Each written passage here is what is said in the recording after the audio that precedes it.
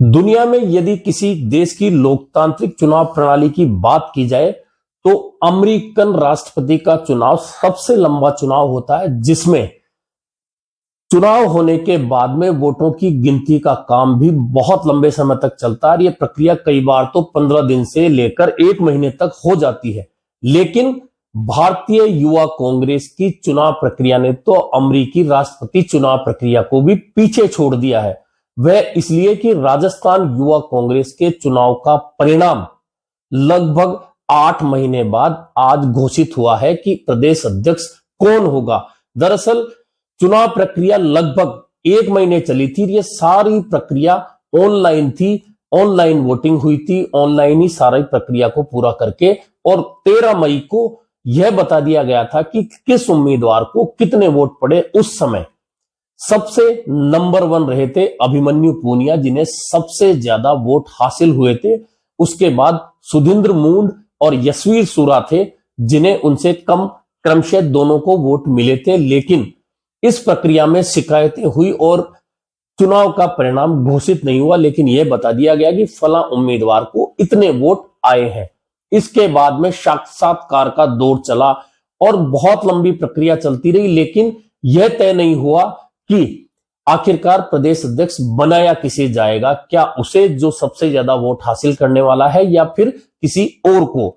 इस तरह से यह प्रक्रिया चलती रही। इस बीच राजस्थान का विधानसभा चुनाव भी निपट गया। अब आज यह घोषणा हुई है कि राजस्थान में प्रदेश अध्यक्ष के रूप में अभिमन्यु पूनिया निर्वाचित हुए हैं।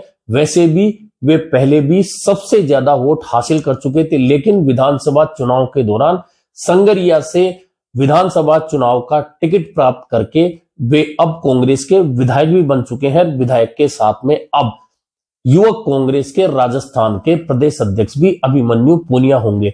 लेकिन जो 2 अन्य उम्मीदवार थे जो अभिमन्यु पूनिया के नीचे कम वोट लेकर आए थे, उन दोनों सुधींद्र मूंड और यशवीर सूरा को भी कार्यकारी अध्यक्ष बना दिया गया है। दरअसल युवक कांग्रेस में जब से निर्वाचन प्रक्रिया शुरू हुई है, उसमें पहली बार को छोड़कर लगातार विवादों का साया रहा है।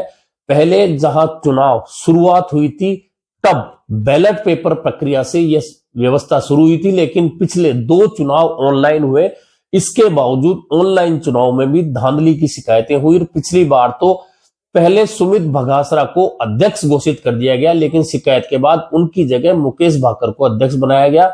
और फिर राजस्थान में जब अंतर्द्वंद हुआ तब क्योंकि विधायक के तौर पर मुकेश भाकर सचिन पायलट के साथ मानेसर गए थे, ऐसे में उन्हें हटा दिया गया। वही अभिमन्यु पूनिया भी उसी निर्वाचन प्रक्रिया के तहत वोट लेकर एनएसयूआई के अध्यक्ष बने थे, तो उन्होंने एनएसयूआई का अध्यक्ष पद छोड़ दिया था। उसके बाद अब जब यूथ कांग्रेस का चुनाव हुआ तो अभिमन्यु पूनिया ने फिर सबसे ज्यादा वोट हासिल करके और चुनाव जीता था। लेकिन इतनी लंबी प्रक्रिया के बाद में आखिरकार 13 मई को जो वोट बताए गए थे, उसके बाद लगभग आज 8 महीने हो चुके हैं। 8 महीने के बाद में घोषित हुआ है कि अभिमन्यु पूनिया राजस्थान युवा कांग्रेस के नए अध्यक्ष होंगे।